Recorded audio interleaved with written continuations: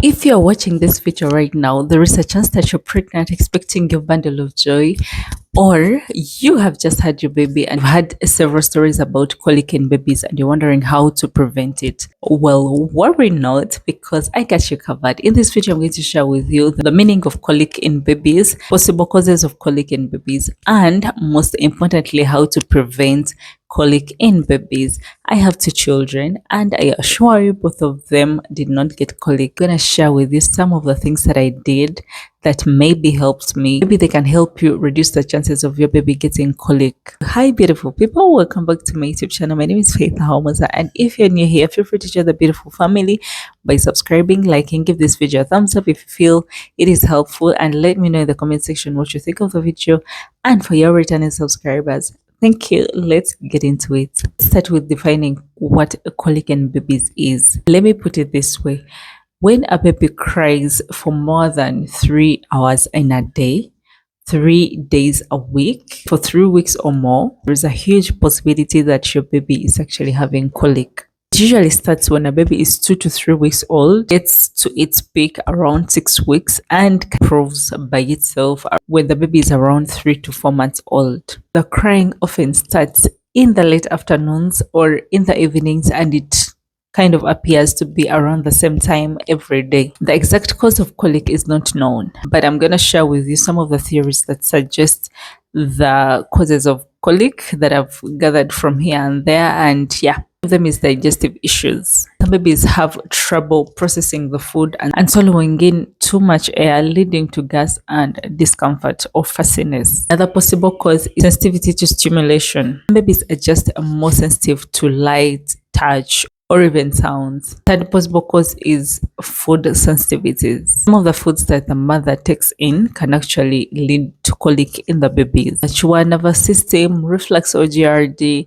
and among other things. But the truth is, there is no single cause that completely explains the cause of colic in babies. Now let's go to the topic of the day, and that is how to prevent colic in babies. Here are some of the things that you can take on to reduce the chances of your baby getting into this kind of issue.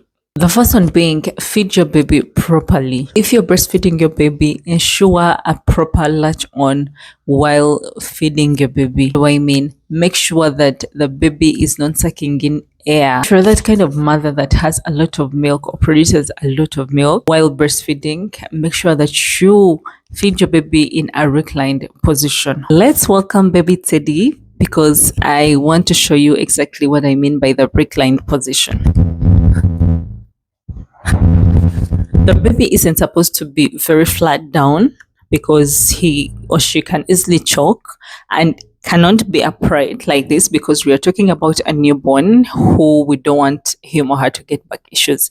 So this is the reclined position. They are not seated flat, or they are not flat and they are not seated upright. They're just in that kind of position that they're kind of slanting. If you're bottle feeding, it is very important that you get anti-colic nipples or bottles, because they're going to help with the flow of the milk to the baby. You need to choose the right nipples for the right ages. There are those for newborns, there are those for 2-3 months old, and there are those above. So make sure you get the right nipples for the right age of your baby. Always remember to hold the bottle at an angle. This is what I mean. At an angle like this, not like this, because when you do this, it's cool, there's a possibility of choking the baby. But in this case, the baby is going to take in a lot of air, or he or she is going to gulp, will in turn cause gas leading to bloating leading to colic. So you want to feed the baby in the right way. Hold the bottle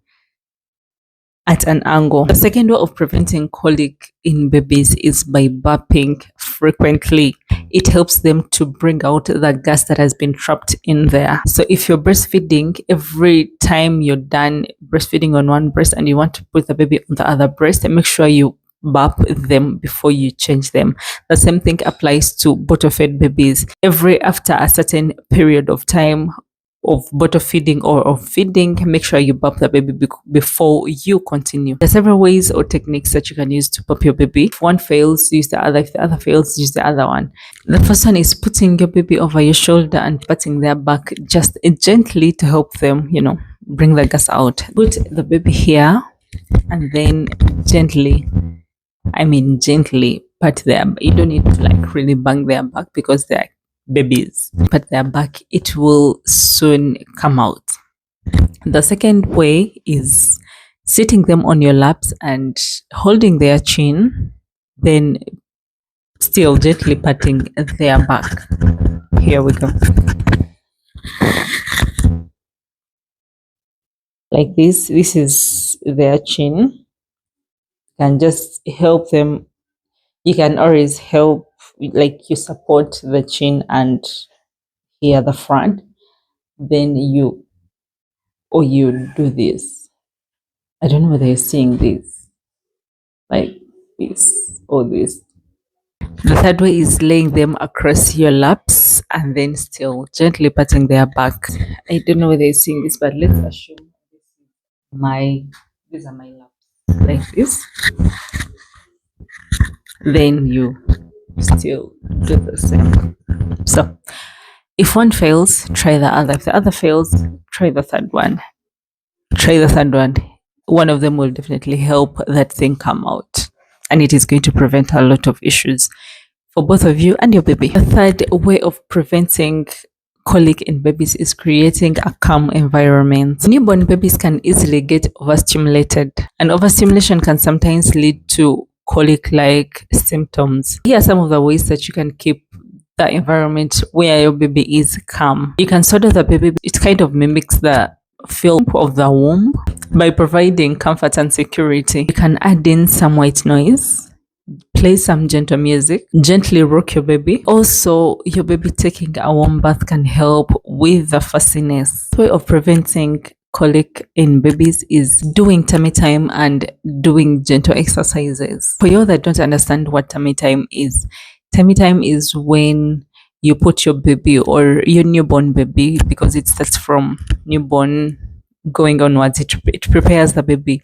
for all the other stages that are to come. So when you put your baby on his or her tummy, and then it helps them with the movements. Sometimes you'll find when the baby can like raise their neck or their hands or make those movements, or it helps really to put some pressure on the belly, and if there is any gas that is inside there, it helps the baby to bring it out, like through gassing and all that. But tummy time really helps in digestion and gas release, which in turn prevents colic symptoms. And also some simple exercises like bicycle exercises. I mean like how you do your baby's legs, like in that format of riding up. The next way of preventing colic in babies is by looking out or watching out for food sensitivities. If you're a breastfeeding mom, some of the food that you are taking in can actually affect your baby. Some foods like dairy products, spicy foods, caffeine, among other things. Some of these foods that you're taking in as a mom can upset your baby. So try eliminating one by one at different intervals to see which one is bringing the problem. If you're bottle feeding your baby or formula feeding your baby, make sure you interact with your pediatrician to see which kind of formula that you're giving to your baby and see whether it is okay. If it's not that good, make sure you switch to the other kinds of formulas that are easy to digest. Next way of preventing colic in babies is to introduce a soothing routine. During the bath or after the bath, do a gentle massage, like in a clockwise motion. You do on the baby's belly, like you keep doing that kind of massage on her belly. It is going to really help her a lot. So when should you seek support, or when should you see the doctor, or when should you get worried? When your baby's crying is accompanied with several things like fever, loss of weight, vomiting, among others, that is when you need to seek support from your doctor. So, with love, patience, and some of these strategies that I've given you to prevent colic. So, with love, patience, and some of these strategies that I've given you, you are going to be able to prevent colic in your baby or to reduce the chances of the baby getting colic. If you find this video helpful, go ahead and give it a thumbs up. If you're new here, feel free to join the beautiful family by subscribing. Comment down below if you have anything to add on to this video, and yes, tap the notification bell if you're that kind of person that is interested in parenting tips, anything family related, household related. Do well, go ahead and tap the notification bell so that you're always informed every time I upload a video. Your returning subscribers, thank you. Let's meet in my next video. Bye.